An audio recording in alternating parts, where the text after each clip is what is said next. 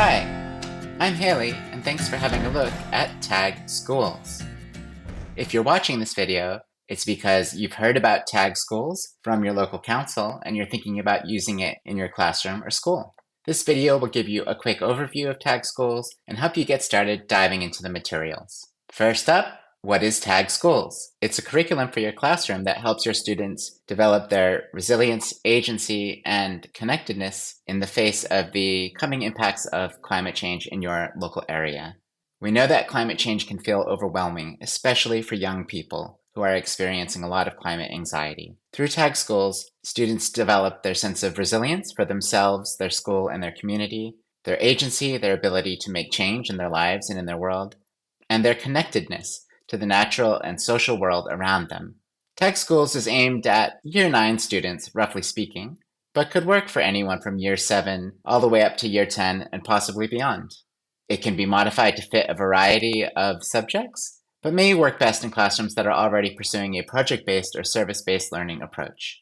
You can use as much of it or as little of it as you like, but if you use the entire curriculum, there's probably about one term's worth of materials. Tag Schools is just getting started, and we developed this first version of the curriculum over the last few months together with teachers and local councils in Victoria in Australia. So what is TAG? TAG stands for the Adaptation Game. TAG started as an engagement tool for local councils to connect and mobilize with their local communities to help them develop their resilience in the face of the expected impacts of climate change, particularly extreme weather events. Tag is a narrative tabletop game. It simulates using imagination and game pieces what will happen where you live from the impacts of climate change. It helps players grow their knowledge, agency, and connection to those they're playing with. Initially, it was designed for 4 adult players and 1 facilitator to guide them through, but we are exploring other ways to use this tool. You can learn more about TAG at our website, tagclimatedrill.org. Tag Schools, like Tag, the original game, is local. So when people experience those extreme weather scenarios, they experience them as they will unfold in their community around a map of their local area, like the map of the Mornington Peninsula Shire Council here. This helps your students connect with relevant local knowledge and activities as they move through the curriculum. But it also means that only some areas have Tag Schools. Your council needs to have first made their own tag kit and then adapted it to schools. To find out if your local council area has Tag Schools, you can go to tagclimatedrill.org/schools. But if you're watching this video, you might have actually found out about this through your local council. Your council is your first point of contact for obtaining your copy of the materials. So what materials are included? First, there's a teacher handbook with detailed guidance on each module and activity in the curriculum. There's also a student-facing slideshow that you can use to guide the classroom through each of the activities, as well as student handouts, whether that's worksheets or informational resources that can be distributed digitally or can be downloaded and printed out. It's all based on the Google Online Suite, which means that all the materials can easily be modified. Now, to understand how Tag Schools work, it can help to understand how Tag the game works. Tag is an imagination journey. It supports players to imagine how they'll respond to climate shocks and extreme weather scenarios by adapting and preparing. And this gives them more insight and energy and gets them unstuck from fear to actually take action in their local area once they've done this. It starts with them thinking about what kind of preparations they might make. Will they put solar panels on their house or join a community garden? Will they help launch a local program with council? Once they've done that in the game, then we put in front of them a shock scenario. In this case, it could be a flood, and there's a map of that and how that might impact the area where they live and some details about the kinds of things that are happening. And through that, they can reflect on how their preparations may or may not have helped them and what they might do differently next time around.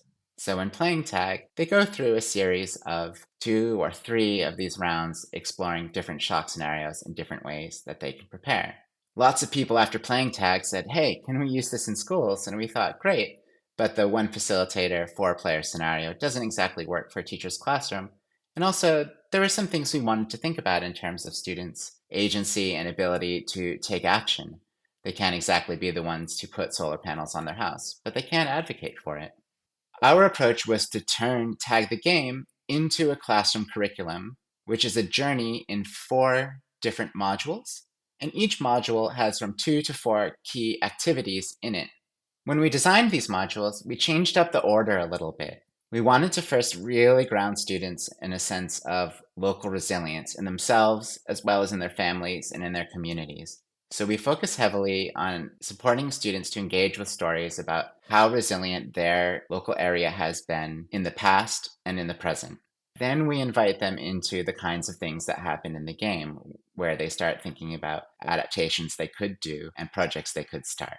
So in Module 1, it's all about stories of their place and self. They take on the role of a fictional character and how that character might have explored their resilience through different time periods in the history of your area. In Module 2, they start to engage with the idea of shocks, extreme weather events that are local to the area, and how we may have seen similar shocks that we're predicting in the future back in the past. In Module 3, that's where we start to get back to taking action locally. We let students brainstorm some big ideas for adaptations they could make as individuals, in their school, at their home, or in their community, and give them some tools for testing those ideas in shocks, just like they would in the regular game. And finally, in Module 4, we support students to design an adaptation, big or small, that they might like to actually do for themselves, whether it's as an individual, as a community group, as a school. And that's where this curriculum can really connect, especially into project-based or service-based learning classrooms. In Module 4, we also work with Council to provide a list of possible activities, groups, and other resilience-building opportunities that may exist in your local area for students to connect to. If you do all of the activities, it could take most of a term if you spend 1 or 2 sessions a week on this. However, do feel free to pick and choose and modify the activities as fits your unique situation. What if you've heard about TAG and you just want to play the game in your classroom? We are working on some new ways to make this work, but your first step is your council contact, who may be the way that you already found out about this. They have some tag kits that you might be able to use, and they have been trained on how to use those kits and may be able to offer you some guidance. But if you like, you can also email the tag team at tagclimatedrill@gmail.com, or keep an eye on our tagclimatedrill.org/schools webpage to see what else we might be posting there about how to use TAG in your classroom. Thank you so much for taking the time to learn more about TAG schools, and we wish you luck on your journey.